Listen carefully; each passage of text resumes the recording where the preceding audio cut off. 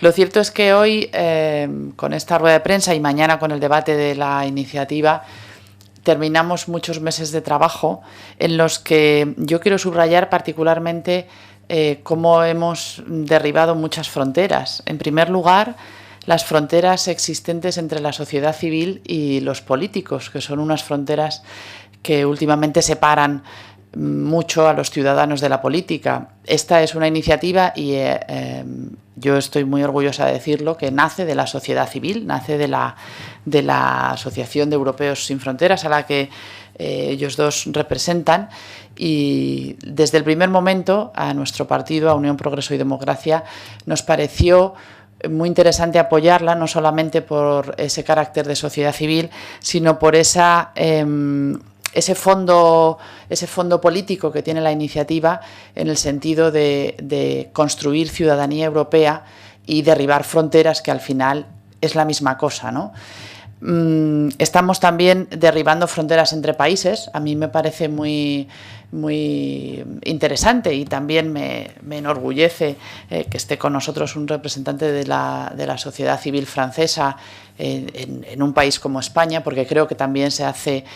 Europa así. No solo se hace Europa desde Bruselas, sino tejiendo lazos y tejiendo complicidades entre las gentes de los distintos países. Y por último, también derribamos fronteras entre ciudadanos de primera y ciudadanos de segunda. Al final, quienes viven en un país europeo y aparentemente tienen los mismos derechos de ciudadanía, puesto que en el Tratado de Maastricht, como ya han señalado ambos, se crea ese concepto de ciudadanía europea, que en teoría tenemos todos los ciudadanos pertenecientes a uno de los Estados miembros, pero en la práctica quienes están expatriados y viven en otro país europeo pues no tienen todos los derechos, puesto que no pueden elegir a su primer ministro, ¿no?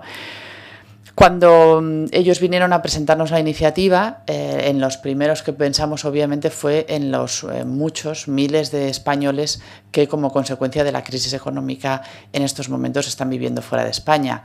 Nos parece, a nosotros, a los que somos europeístas, nos parece una maravilla vivir en otro país europeo, pero siempre y cuando eso forme parte de una elección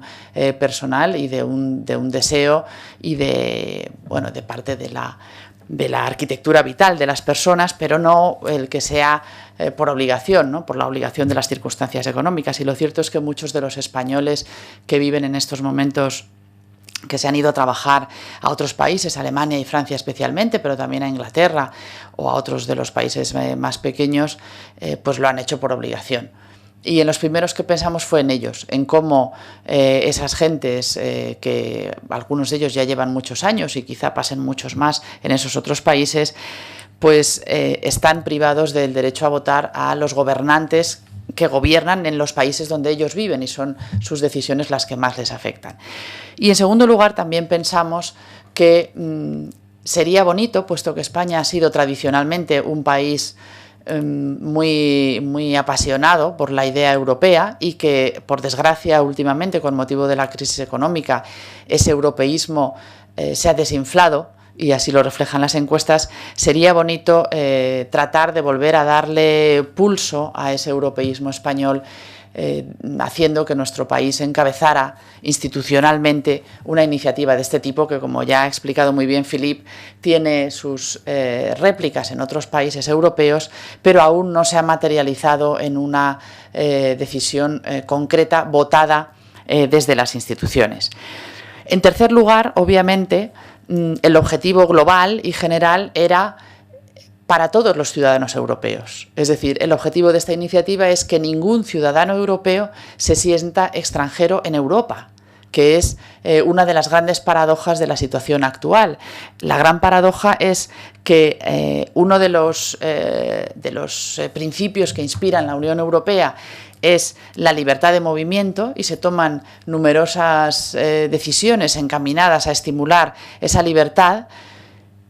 decisiones en el terreno de lo académico, por ejemplo, en cuanto a la homologación de los títulos, decisiones de carácter económico, ¿no? En cuanto a facilitar también el movimiento de las empresas.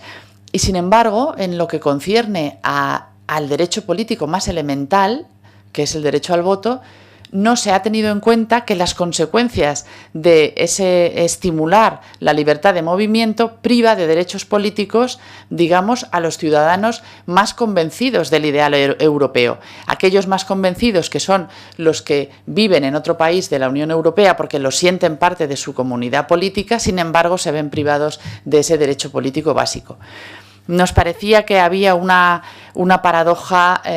relativamente fácil de sortear, porque de hecho el Eurobarómetro refleja que casi el 70% de los ciudadanos europeos son partidarios de esta modificación legislativa, es decir, de que todos los ciudadanos europeos puedan votar en el país donde residen en las elecciones generales o incluso en las autonómicas, como plantea nuestra propuesta. Decía que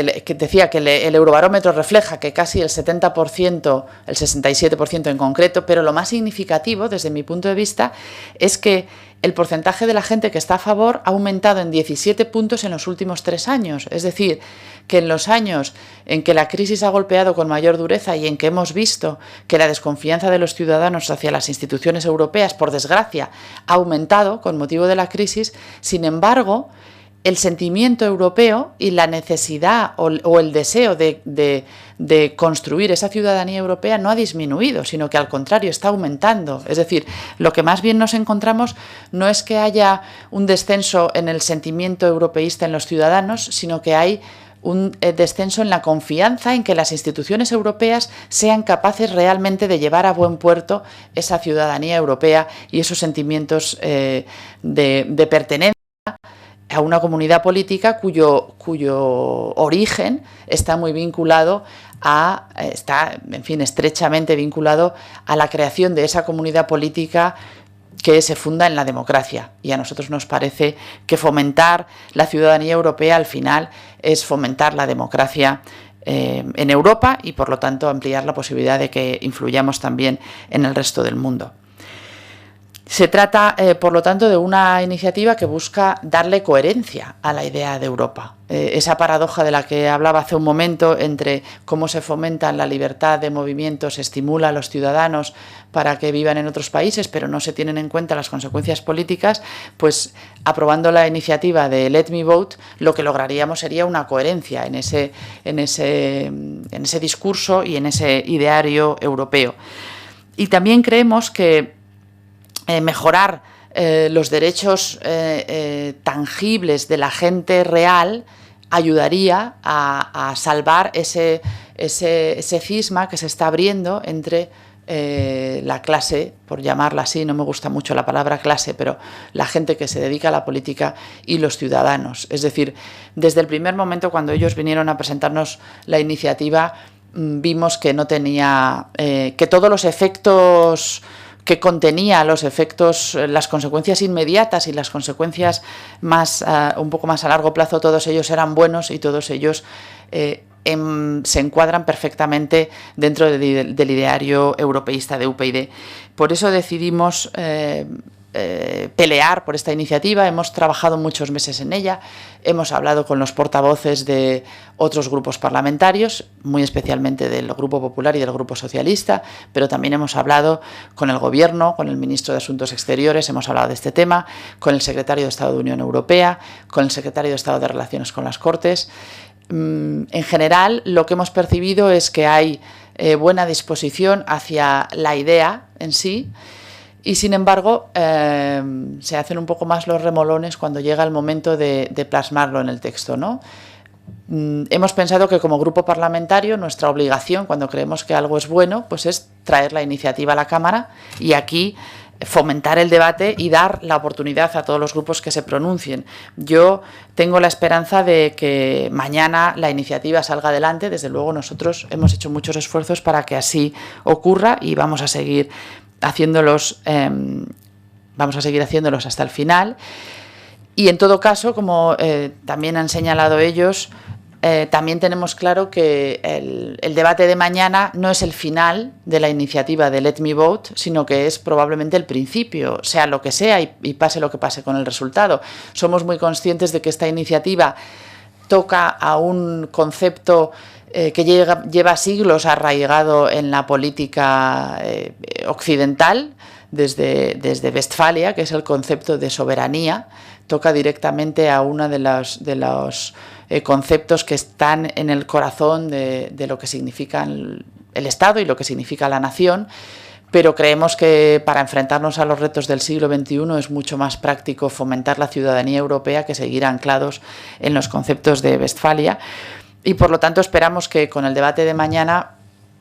sea cual sea el resultado, tenga un efecto multiplicador en otras capitales europeas, y a la vuelta de unos años, y contando con que la política también debe ocuparse del largo plazo y no solo del cortoplacismo en el que a veces incurrimos en exceso, pues que sea, como decía, eso sea el principio de